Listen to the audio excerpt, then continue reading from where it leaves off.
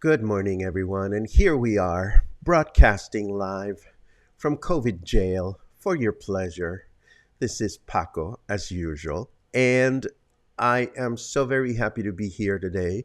I'm still under the weather, but I felt the need to connect um, because it's part of my existence too. See, I miss you as much as some of you miss me, so I'm glad to be broadcasting today.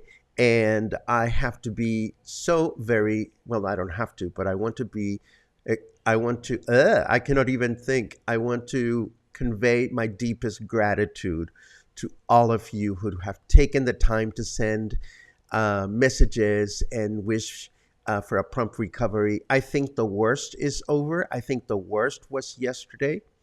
And I am looking forward to feeling better as we move forward. I wanted to come on today because, well, number one, I miss you. Number two, there are important news to share. And number three, I want my experience to be as useful to anyone that has yet to experience COVID. If you have any questions, please send them my way because it is a bitch, but I must say, I'm glad that I made it. I mean, this is not concealed to anyone. I am obese. I suffer from hypertension. So I always thought that COVID would do me, you know? And through the last couple of years, I've also visualized that at some point in the pandemic, I would have this broadcast, the broadcast where I'm sitting with COVID, talking about COVID. So here we are. That's the broadcast. And because we've also been experiencing some technical issues, today's broadcast will not have any bells and whistles, no transitions, no weather forecast, but I do have some important news that I want to share with everyone. So, see, I even have to stop to breathe. Even that is a little complicated, but here we are.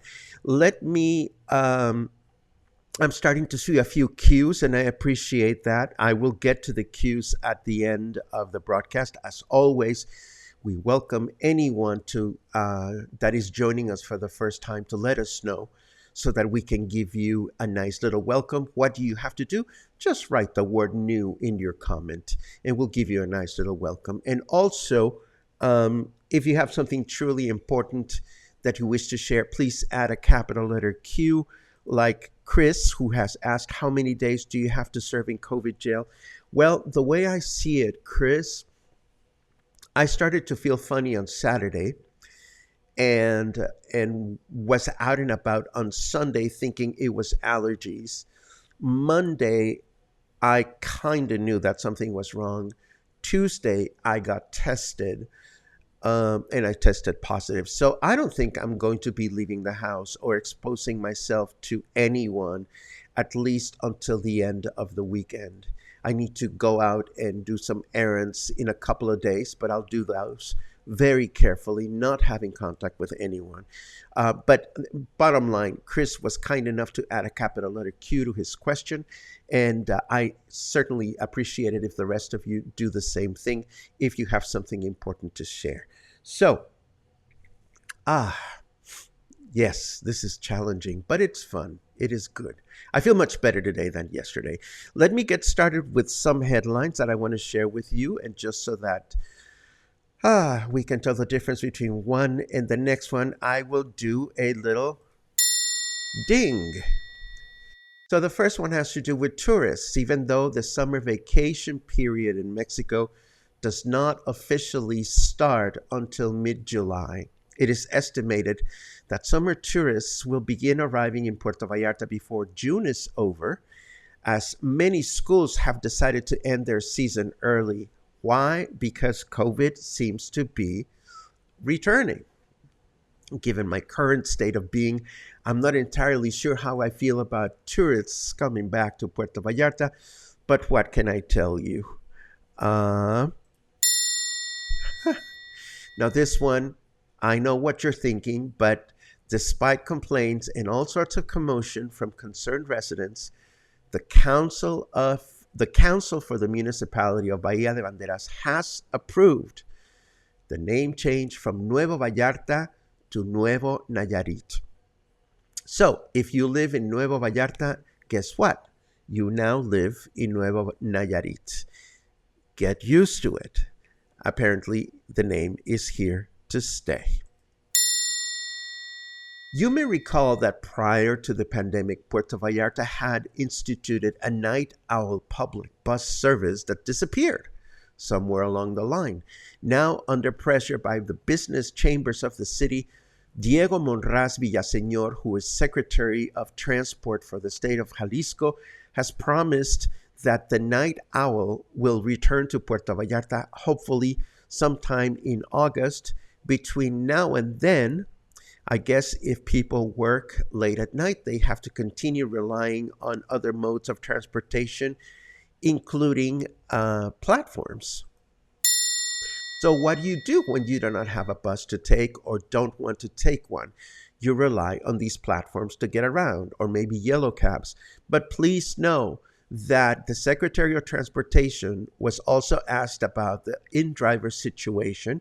We know that in-driver still does not have a license to operate in Puerto Vallarta. So until in-driver formalizes their operation with the Jalisco government, vehicles will continue to be stopped and will continue to be removed from operations. So if you are riding on an in-driver vehicle, you are doing so at your own risk. Nothing will happen to you as a passenger, but you will be late wherever you are going. So just kindly keep that in mind. I like my little bell.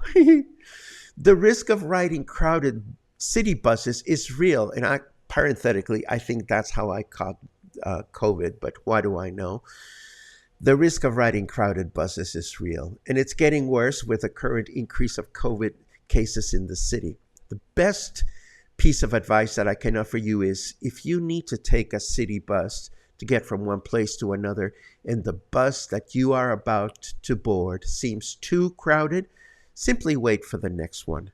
Carry your own sanitizing gel and use it before and after you board the bus. Needless to say, you will have to wear a face mask or you will not be allowed on boards. Boink! Now, I'm going to share with you a really interesting read. I haven't actually read it, but the title alone was very thought-provoking. This is an article that I saw from Vox. It's in English, and the title says it all. The title says, yes, you should test for COVID before going to a gathering. So again, I haven't read the article, but the talking point seems to be if you know that you're going to be in a group situation, large or small, a wedding, a baptism, a quinceañera, a dinner with friends, a concert at a concert hall, it pays to be proactive, it pays to be responsible, and to test before going to such a gathering.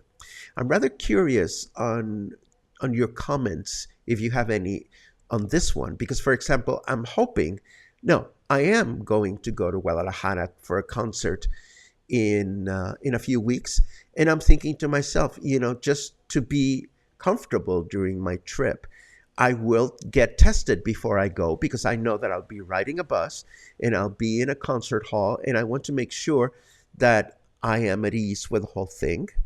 And I'm going to encourage my travel mate to do the same thing. And then when we come back, I'm going to probably test again.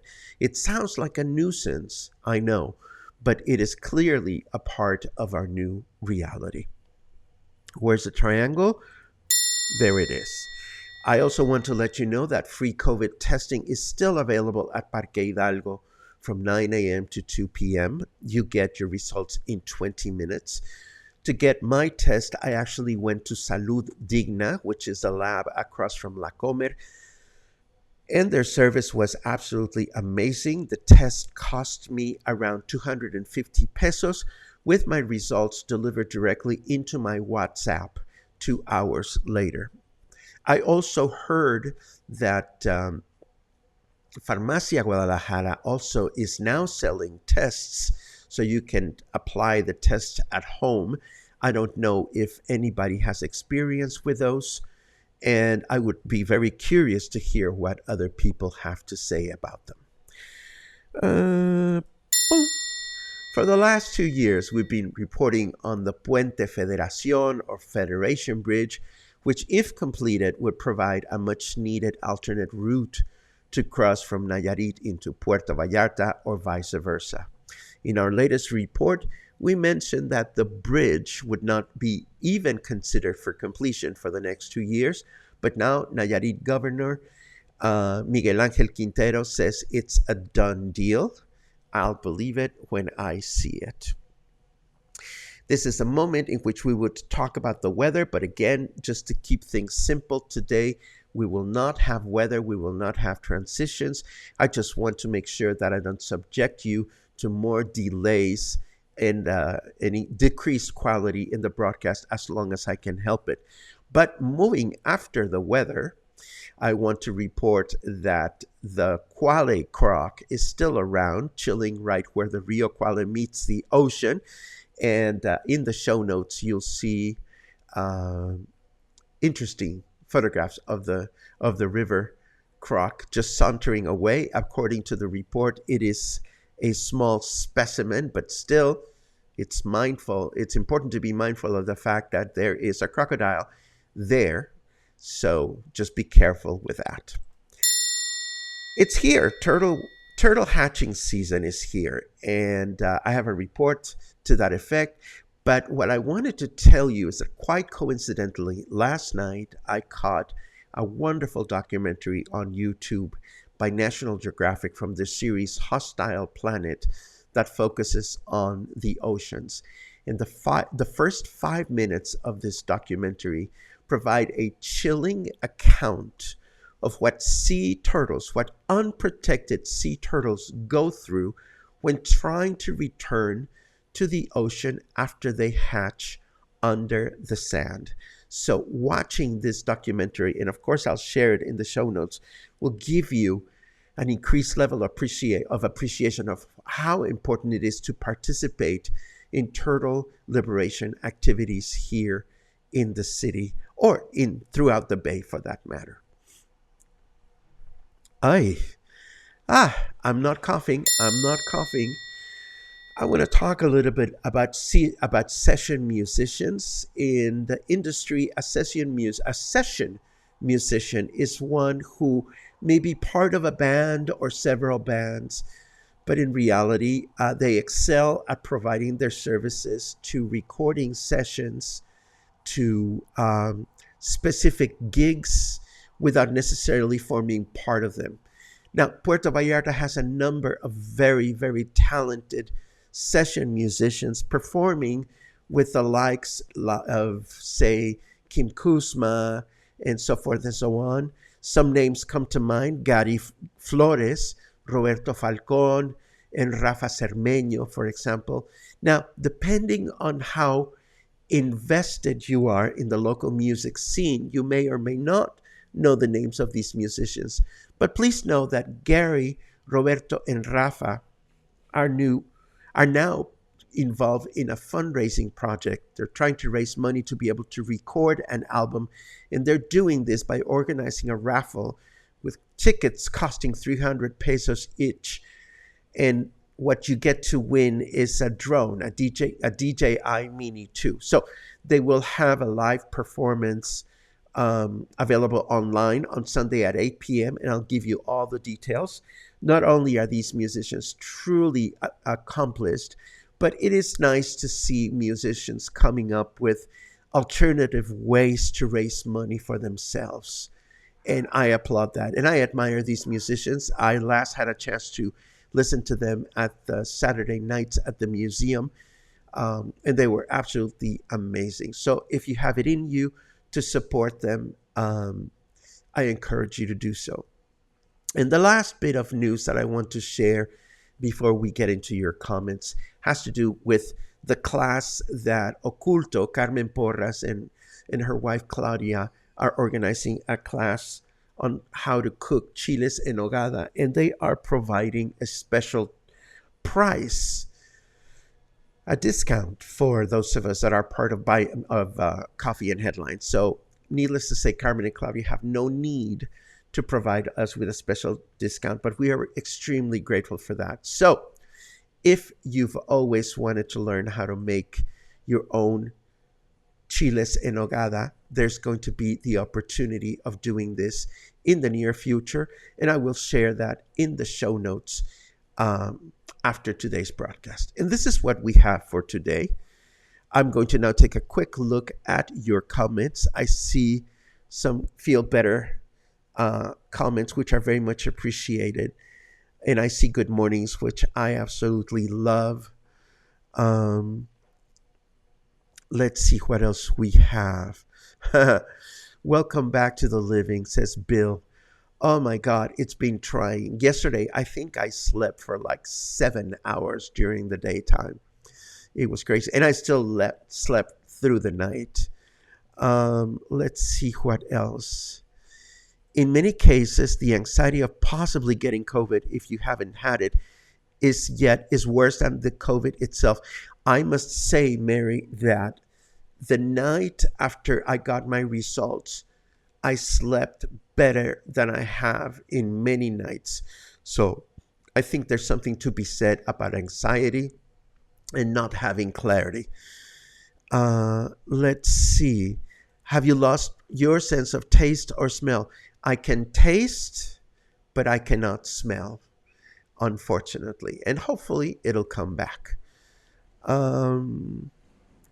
Let's see. Do I have any idea where I may have gotten it? Well, there was a gathering that I went to, and I hopped on a couple of buses. But in reality, Mario, I have no idea where it came from. I think it's hard to tell. I try to take as best care of myself as possible, but it happened to me. It can happen to anyone. Let's see what else we have.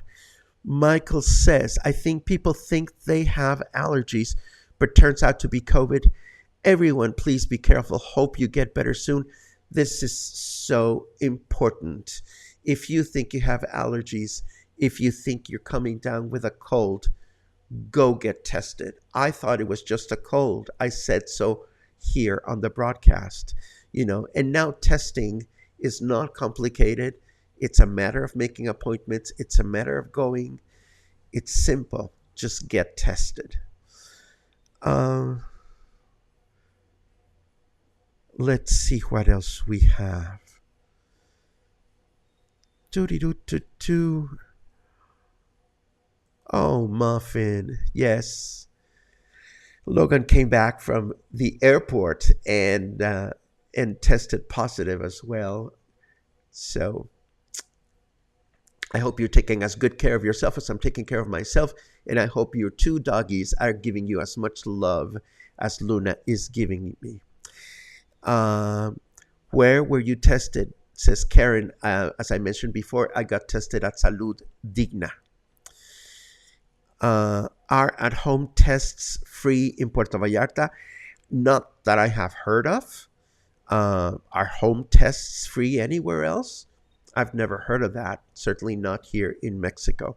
But if somebody thinks there are free tests to be had at home, please share the information. Let's see what else. You may test positive for a couple of months depending on your amount of antigen level, so don't be surprised by that. Thank you. I am mindful of that. Let's see what else. Doug says we used the free antigen testing and it worked well. Both of us tested positive. Aye. Yes, Karen, the Quali Croc. He is very real. Karen bought a home test at Farmacia Guadalajara, corner of Fluvial and Roma. Patty went to San Salvador Clinic in 5 de Diciembre for about 400 pesos. Let's see what else. Oh, Do do do do do do do do do do. Fatigue is a primary symptom of COVID, says Harold. Boy, can I feel that. Like after this broadcast, I'm going to be so ready to go back to bed. But I really felt the need and the want to connect with you. And, oh, well, lucky you guys. We don't get free home tests in Mexico, not that I've heard of, but good for you. Um, Home tests are free also in BC in Canada. Good for you as well. Uh, let's see. Time to rest, Paco. 5 more minutes. What are the meds that you're taking, if anything, or just running its course? I'm taking antihistamines that I would otherwise take because I suffer from chronic rhinitis. So I am just taking antihistamines. I don't know that they're making a difference, but they're making me drowsy. And sleep is probably the best thing I can wish for this time. Um, Tea and honey, Paco, no coffee. Well, I didn't have any coffee yesterday. Today I had coffee because I missed it. But here we are. And this, I think, brings us to the end of today's broadcast. Thank you for your patience in me delivering the news a little bit slower than usual. Thank you so much for your good vibes. And thank you so much for your support through words, through coffees, through memberships, through good vibes, through everything. And again, I cannot wish for you more cautiousness now than ever. It all takes just a little bit of common sense to follow the the the guidelines. Okay, I'm done. Thank you so much for tuning in. Stay kind, stay safe, stay in touch. And if all goes well, we'll be back tomorrow morning. Have a good day.